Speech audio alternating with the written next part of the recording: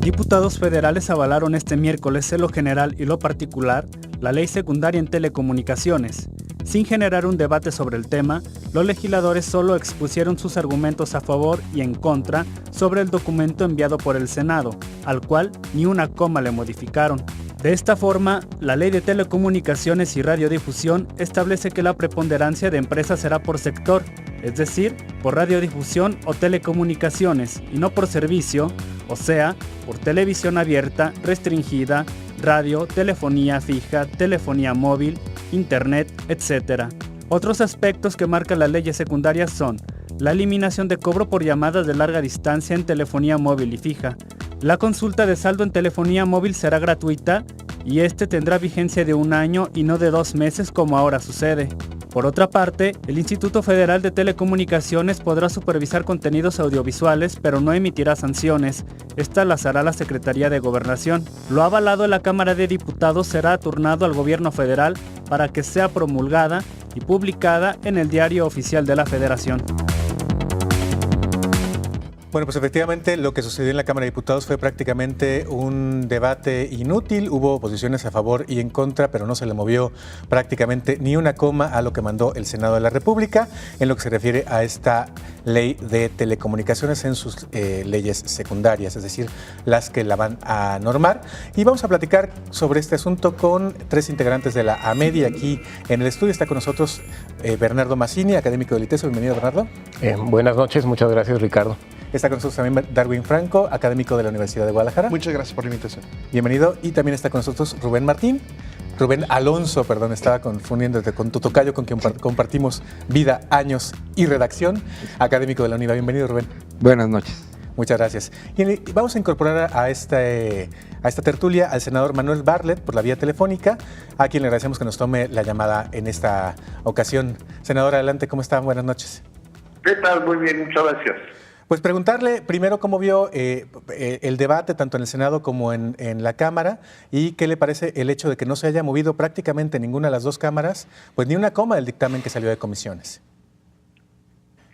Mira, podríamos hablar del tema del manejo del Congreso. No me quiero perder mucho tiempo en esto para entrar al tema de telecomunicaciones. En el Congreso no se mueve nada. Ha venido operando con el famoso pacto. El amaciato del PRI y del PAN verde, que es una cola del PRI, les da los votos para para aprobar todo sin que se mueva una coma. Hemos reformado 16 veces la Constitución en esas condiciones. Los dictámenes llegan de fuera, de la presidencia, no los hacen las comisiones y pues eso le quita desde la entrada legitimidad al proceso, porque en fin ya llegan cocinados y con esta mayoría se aprueban, se hace toda una faramalla y se pasa de una cámara a otra. Comisiones, pleno, cámara, comisiones. Ese es el proceso que hemos visto absolutamente antidemocrático. Claro, con lo que usted decía, la ley de telecomunicaciones fue lanzada por Peña Nieto con la más alta publicidad a nivel nacional e internacional, en la que se ponía a Peña Nieto como un hombre de Estado inmaculado que iba a lanzarse contra los 2 grandes monopolios, el de Televisa y el de Telecomunicaciones de Slim. Esa fue la propaganda, pero en realidad desde la reforma constitucional, yo voté en contra, porque si bien tenía ya muy clara las acciones para minimizar o quitarle la preponderancia a telecomunicaciones, a Telmex y América Móvil, por lo que respecta a Televisa, nunca hubo una claridad. Una serie de palabras y de debates tecnológicos, discusiones sobre temas, pero nunca se orientó al presidente a limitar el monopolio como se dijo demagógicamente. Y ese es el resultado, que era ese lo principal, lo que queda es exactamente, ¿verdad? No se toca una coma y quien gana esta reforma es Televisa. Queda protegida por toda una serie de aspectos técnicos, ¿verdad? Y yo oía hace un momento una publicidad sobre qué significa la reforma en telecomunicaciones, y si lo reflexionamos, solamente se refieren a minucias, ¿verdad?, de telecomunicaciones, no de televisión. Que si va a haber, va a bajar que si la bolsa del consumidor va a estar favorecida, que si las interconexiones, puras cosas de telecomunicaciones, nada de televisión, salvo decir que dos nuevas cadenas van a poderse establecer, incluso con el pequeño detalle que un grupo puede ganar las dos. No hay nada que limite la preponderancia absoluta de Televisa. Es lo que le iba a preguntar. Ese es el resultado real. Sí. Sí, Perdóname justamente. un segundo porque voy a bajarme. Sí, justamente es lo que le quería preguntar, senador. Usted en el debate en el Senado ha dicho que esta ley favorece a Televisa con las modificaciones. Como hablaba un poco tarde, ando en una camioneta, me voy a bajar. Sí. Entonces, ese es el punto central, ¿verdad? Lo demás, hay algunas cosas positivas en este sentido de que hablamos, ¿verdad? Y a Televisa no se le toca, sino se le permite que siga dominando al país, y eso porque tiene un compromiso político, económico clarísimo con Peña Nieto. Ese es el resultado final, ese era el objetivo y no se logra. Muy bien. Ahora, senador, no se estaría diciendo exactamente lo contrario si se hubiera declarado, todo eso se refiere a la preponderancia, porque se declaró por sector y no por servicio. Por servicio hubiera afectado a Televisa porque tendrían que separar la televisión abierta, la televisión por cable, la radiodifusión, y en los cuales sí resulta preponderante. Pero en el caso contrario, no se estaría diciendo exactamente lo contrario, que se hubiera hecho justamente para favorecer a Carlos Slim, que no podría resultar preponderante si no se sumaran todas las telecomunicaciones. Mira, eso se discutió mucho, pero yo nada más te voy a decir te voy a dar una prueba de fuego. ¿Oíste las informaciones que dio Televisa todo el tiempo de esta discusión? ¿Lo oíste? Sí, que eran incluso la del PRD a favor, ¿no? La defensa más absoluta de la reforma. Sí. Entonces, si nos perdemos en toda esta intrincada terminología, que si esto, que si lo otro, que defendieron, pero eso ya lo hemos vivido. A mí me tocó echar abajo la ley Televisa y conocí exactamente lo mismo. Entonces, es clarísimo que favorece a Televisa. Muy bien. Otra cuestión, si quieres, claro, de enorme importancia, mucho más allá de lo que se hace de publicidad en las planas que publica Televisa, etcétera, es el derecho a la información y la libertad de expresión, ¿verdad? Se le concede a las televisoras y a las radiodifusoras la libertad más absoluta de expresión, ¿verdad? El derecho a la información, pero no lo reciben los mexicanos igual, ¿verdad? No hay en este país libertad de expresión mientras siga dominando Televisa, sofocando y manipulando la opinión pública nacional. Eso lo sabemos todos. ¿Quién hizo presidente a Peña? Lo sabemos cómo opera. Entonces no vale la pena perderse en minucias y en discusiones de ese tipo, que está totalmente sesgado en toda esta propaganda y no trata en este asunto.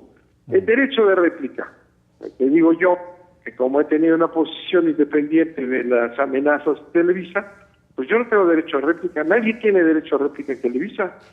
Nadie, ¿verdad? Y es un tema que está en la Constitución desde hace años. Y me consta a mí, en todos estos años, que no lo permite Televisa. Y como siempre está asociado al poder, a la oligarquía nacional, al presidente de la República siempre, no hay derecho a réplica. ¿Sabes qué metieron ahí? El derecho de réplica se va a establecer a través de una ley reglamentaria que aparecerá algún día. Nunca, eso ya estaba ahí. Son mentiras, Televisa lo impone. Tú sabes que ustedes son televisión pública, ¿no? Cultural, de una universidad. Así es. Bueno, pues no le hicieron el menor apoyo. La televisión pública, la televisión, la radiodifusión comunitaria. Bueno, ¿estoy todavía con ustedes? Sí. Bueno, es que oí un ruido. Ustedes no tienen ninguna posibilidad de crecer, ni de desarrollo tecnológico. Tampoco tiene la televisión pública, que, acuérdate, la última que tratamos de organizar, que fue Imevisión, se la agenció Salinas de Gortari y su hermanito Raúl con Salinas Pliego. Lo que es TV Azteca era televisión pública, que fue el gran intento de tener una BBC de Londres, o como Francia tiene televisión pública, la tiene también España, aquí no hay. Entonces, esa es la realidad. No hay ninguna posibilidad de tener un derecho a la información, que el derecho a la información no es nada más de López Dóriga y ellos. No, el derecho a la información es de nosotros los ciudadanos, de todos, que no tenemos ninguna información. Claro. Porque hay una manipulación. Esa es la ley de telecomunicaciones. Ahora, senador, usted ha mencionado que en su momento presentó una controversia contra lo que se conoció como la ley Televisa. Sí. He escuchado que tanto usted como otros senadores, por ejemplo Javier Corral, han hablado de la posibilidad de una controversia constitucional. ¿Van a ir hasta allá? Sí, claro. Claro, mira, cuando fui senador anteriormente, en el 2000, precisamente tuvimos la misma historia. En la Cámara de Senadores se planteó una renovación de la ley de 1960, la ley de radiodifusión, ¿verdad? Te acordarás que Krill, bajo la presidencia de Fox, promovió una serie de foros en gobernación para precisamente transformar la ley y ponerla al día. ¿Y qué pasó? La señora Fox, recordemos, ¿verdad?, le entrega a Televisa lo que era un acuerdo que permitía al Estado tener tiempos de Estado en toda la televisión y radio del país. Lo reduce al mínimo en un regalo a Televisa. Eso es público, la señora Fox, ¿verdad? Entonces, esta situación, ¿verdad?, es de años atrás. Tanto el candidato, me acuerdo muy bien, el candidato Madrazo, como el candidato Calderón, fueron a sus bancadas, a mí me consta porque yo estaba en el PRI, a pedir, por favor, aprobar la ley Televisa, que era para ellos importantísimo, estaban en campaña. Los dos, Calderón fue a romper el grupo que ya tenía Corral en el PAN. Sin embargo, pese a todo, logramos el 33% del Senado. Entonces, fuimos a la Corte y le echaron abajo. Una monstruosidad. Y claro que se podría echar abajo otra vez, viola la Constitución nuevamente. Ahora necesitamos el 33%. Vamos a buscarlo. No está el 33% en quienes votaron. No está. Pero tampoco estaba entonces. Y diversas cuestiones nos permitieron el formular una acción de constitucionalidad y ganarla. Muy bien. Pues, senador, muchísimas gracias por tomarnos la llamada y además le quiero agradecer a nombre de los que aquí trabajamos por su defensa en este debate en la Cámara de Senadores. Lo digo así públicamente, jamás pensé decírselo a un expriista, se lo confieso.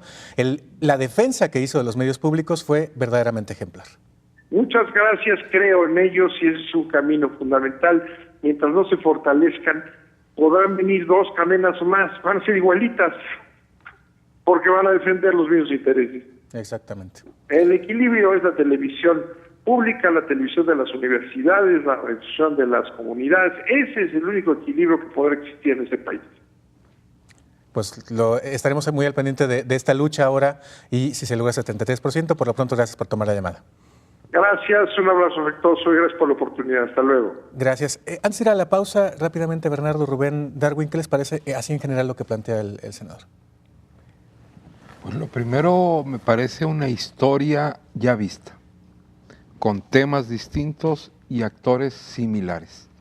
Una historia que ya vimos de cambios estructurales en los 3 primeros años de gobierno, posicionamiento internacional, y estoy hablando de 1988, 1991. El sexenio de Salinas. Cambios estructurales de fondo al artículo 130, por ejemplo, que modificó toda una historia en México y que apuntalaron un personaje, un proyecto político que redituó en la elección intermedia, que creo que la vamos a ver otra vez el próximo año, carros completos con un anticipo en Nayarit y en Coahuila.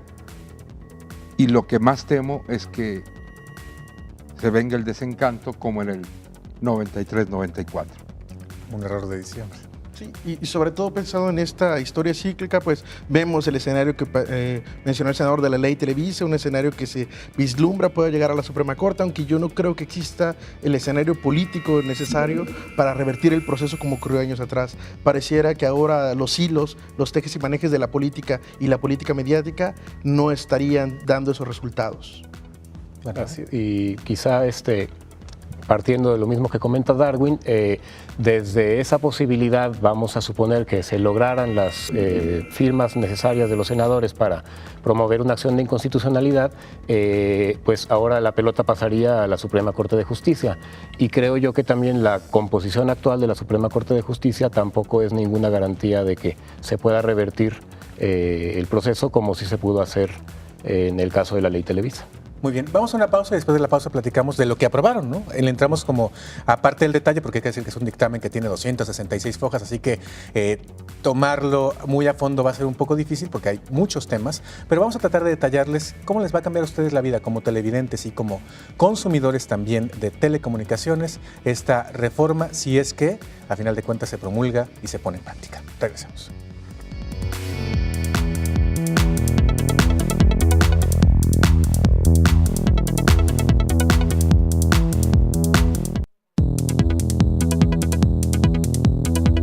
Si bien para algunos legisladores y especialistas en el tema, la ley de telecomunicaciones trae beneficios para los mexicanos en general, para otros también conlleva censura y favores solo para particulares. En un monitoreo realizado por Ángulos, la ley de telecomunicaciones también traería la restricción de servicios telefónicos y de Internet si el Estado considera que existen peligros para la seguridad nacional. Otro aspecto es que las empresas de telecomunicaciones podrán resguardar datos personales de los usuarios y esa información podrá estar a disposición del Estado cuando lo requiera. A las radiodifusoras de uso social, por ejemplo, las comunitarias, la ley les prohíbe percibir ingresos por publicidad y solo podrán tener 1% de ingresos por ese concepto, pero solo a través de entes federales, estatales y municipales. En cambio, los concesionarios comerciales como Televisa y TV Azteca acaparan el 60% del presupuesto público para publicidad. Por otra parte, los concesionarios de radio y televisión podrán transmitir publicidad en más de la tercera parte de su tiempo aire, lo que genera un desequilibrio entre contenidos y publicidad. Es esta parte que cambia, es la parte que dice el senador Manuel Bartlett y algunos otros actores, que es un regalo para Televisa. Se sube la posibilidad de comercializar el tiempo aire tanto en estaciones de radio comerciales como en televisoras que sean de índole comercial, es decir, que no sean públicas o sociales, y en cambio y las concesiones además, ¿no? El tiempo de concesión de una televisora comercial o de una radiodifusora comercial es de 20 años y en cambio en el caso de las públicas, como sería el nuestro, es de 15 años. No se explica esta discriminación porque a unos sí se les aumenta tanto la posibilidad de comercializar como la posibilidad de tener concesiones mucho más tiempo. En la anterior ley podían ser hasta por 10 años y en cambio a los medios públicos se nos deja pues muy debilitados, ¿no? Sí, lo cual es sumamente grave, ¿no? Tenemos un país sumamente diverso, ¿no? Con muchas etnias, muchas lenguas que se hablan en este país. Tenemos 32 entidades federativas, cada una con todas sus particularidades y lo deseable es que cada uno de los sistemas de radiodifusión de cada una de las entidades tuviera las condiciones para referirle a su propia sociedad pues las condiciones de convivencia, de las actividades culturales, educativas que hay en en cada región del país. No se diga además las necesidades particulares de comunidades específicas, grupos indígenas, que quedan en la absoluta indefensión. Incluso peor, en un estatus aún peor que el que ya tenían con la ley de radio y televisión que está a punto de fenecer, porque queda muchísimo más constreñida la posibilidad de hacerse de recursos. Se aniquila pues esa posibilidad de que puedan comercializar un poquito de su tiempo aire, que si bien no la tenían desde antes, están en una condición de aún mayor desventaja por todas las nuevas prerrogativas que sí tienen o tendrán las concesiones comerciales. Y agregando eso, tampoco se presenta un equilibrio real. Si recordamos el documento o estos orígenes de la reforma en telecomunicaciones, hablaban del reconocimiento de distintos medios de comunicación, lo cual en sí mismo planteaba un panorama de tener un ecosistema distinto, ¿no? Es decir, estaban los medios comerciales, los medios privados, los medios sociales y los medios públicos, y por primera vez era un reconocimiento de carácter jurídico de la existencia de estos otros tipos de comunicación, porque recordemos que la figura de medios públicos no estaba, ¿no? Propiamente en la ley. A diferencia de lo que ocurre en otros países donde se legisló para que cada una de estos escenarios comunicativos tuviera una parte del espectro radioeléctrico que fuera equitativo, aquí no, ¿no? Al contrario, se le restringe no solo en ese sentido de poder acceder o no a pautas publicitarias, sino las pautas publicitarias en el caso de los medios sociales que sí pueden acceder, pues están supeditadas a la publicidad gubernamental, lo cual de antemano pues condiciona mucho a una radiodifusora en el tipo de contenidos que puede manifestar. Si hablamos de una comunidad que quiere denostar, digamos, alguna actividad contraria o que el gobierno está haciendo en su contra, pues no lo podría hacer porque los ingresos que en su mayoría podría tener pues tendrían que ser del gobierno, ¿no? Y se habla de que el gobierno tendría o estaría obligado a darle el 1%, o sea, el 1% de los gastos millonarios que se tienen en comunicación social a estos medios, ¿no? Cuando sabemos que, por ejemplo, en Jalisco hay grandes cantidades que se dan a otros medios y a estos un solo por ciento, y no se explica ni por qué, ni cuáles son las razones, los sentidos, ¿no? Y obliga a que sigamos viviendo del presupuesto público, ¿no? En el caso de la universidad, de esta universidad, por ejemplo, o bueno, de cualquier medio universitario, del presupuesto de la universidad que le da el gobierno federal o el gobierno estatal, y en el caso de los medios que dependen de algún gobierno o de alguna otra instancia, pues justamente ese presupuesto que reciben. Sí, yo la llamaría como la ley una sola voz, que atenta contra el derecho a la comunicación, el derecho a la información plural, que todos tenemos derecho, como recordaba Bernardo. Es un México muy plural en su historia, en sus expresiones, en sus necesidades, y tenemos una ley que refuerza, fortalece una sola voz, una sola música, una sola diversión, una sola noticia, y lo podemos ver con quienes tienen el control de contenidos, con todo este apoyo, ¿verdad? Con infraestructura, ahora con recursos y de manera legal. Creo que en esto perdimos. Fue una oportunidad para incorporar medios públicos fuertes, con visión de futuro, de Estado, no de visión de corto plazo, de quedar bien con quienes me ayudan a un proceso electoral intermedio. ¿Con qué? Con el control de la información, fundamentalmente. ¿Se puede hacer algo? Sí, se puede hacer algo. Creo que aún, a pesar de esto, no pierdo la esperanza de que tenemos muchos recursos todavía para expresarnos, y si la hicieron ahorita la ley, se puede cambiar mañana. Está el recurso de la acción de inconstitucionalidad, pero creo que hay que hacer uso todavía de nuestras herramientas para cuando llegue el momento. Esa es la otra, porque hay que decir que a lo mejor un poco por inocencia dejaron pasar una serie de cosas que, si se utilizan como se debieran, van a meter en problemas a los medios públicos, a los medios en general de comunicación. Uno, obliga a que todos tengamos un código de ética y lo publiquemos. Seamos públicos, sociales o comerciales. Esto me parece que es muy interesante. Dos, obliga a que todos, y no de buena onda, como solía pasando hasta ahora, sino por obligación tengamos un defensor de la audiencia, y que ese defensor de la audiencia sea escuchado y atendido en los medios de comunicación, aunque sean los comerciales. Es decir, ¿va a haber un ombudsman que nos diga que lo que sacó López Dóriga está bien o está mal? ¿Eso veremos? Va a depender de cada medio, ¿verdad? Sí, y de lo que le permita hacer a su respectivo defensor de audiencias cada medio. Eso también nos desencantó un poco, porque no vamos a desdeñar lo que se gana en cuanto a que aparezca ya la figura de defensor de las audiencias en la ley. Es claro que es algo que hay que reconocer, es uno de los argumentos con los que nos están tratando de convencer de que tenemos que respaldar la iniciativa, estar de acuerdo con ella, porque ciertamente somos muchas personas quienes hemos estado ya muchos años alegando porque haya defensores de las audiencias en los medios electrónicos y también en la prensa escrita, ¿no? Que haya defensores de los lectores en los periódicos.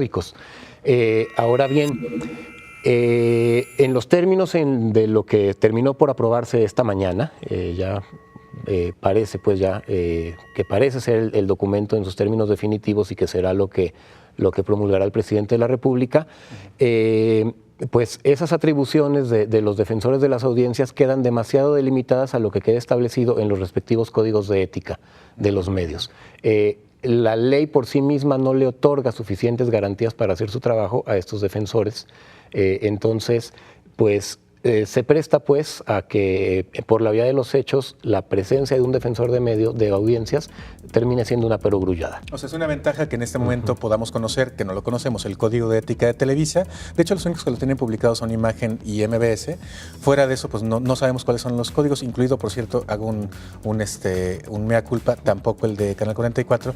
Y el defensor será el obligado de hacer cumplir ese código, pero el que hace el código es cada medio. O sea, yo puedo hacer un código que diga cositas como muy laxas para no meterme en problemas y entonces luego que el defensor no me ande picando las costillas a mí mismo. No, incluso si uno revisa lo propio que se aprobó, quien recibiría la sanción por incumplimiento a lo dictaminado por el medio sería el defensor, no el medio, ¿no? Lo cual también viene a entorpecer, como muy bien mencionaba Bernardo, por la propia labor que tiene el ombudsman. Es decir, entonces el ombudsman está amarrado a cumplir, porque entonces el que recibe personalmente una multa que puede ir de 100 a 500 salarios mínimos sería él, no la empresa, que es la que comete la falta, ¿no?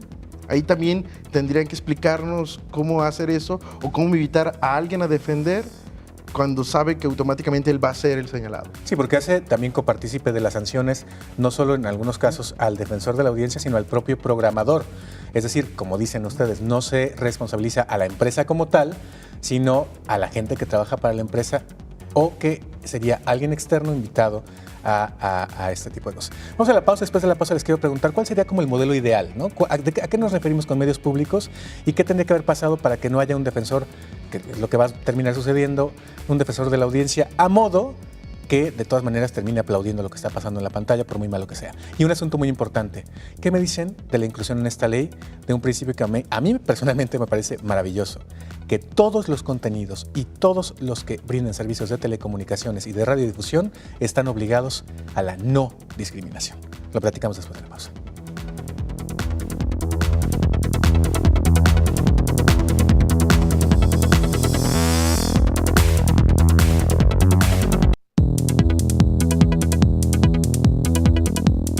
La aprobación en el Senado y la Cámara de Diputados de las leyes secundarias de telecomunicaciones ya generaron reacciones, por lo menos en uno de los grandes empresarios en el ramo. América Móvil, de Carlos Slim, tomó la decisión de desincorporar Teléfonos de México y Telcel y vender sus acciones de ambas para así no ser preponderantes. América Móvil espera que la empresa que compre sus activos sea con una alta capacidad económica y técnica para invertir y que también tenga experiencia en las telecomunicaciones para que realmente sea otra opción en el sector.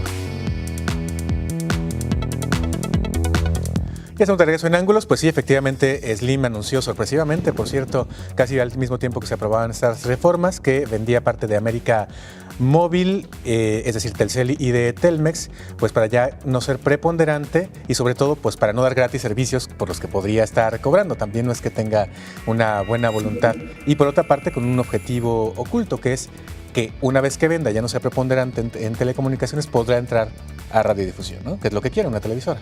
Así es.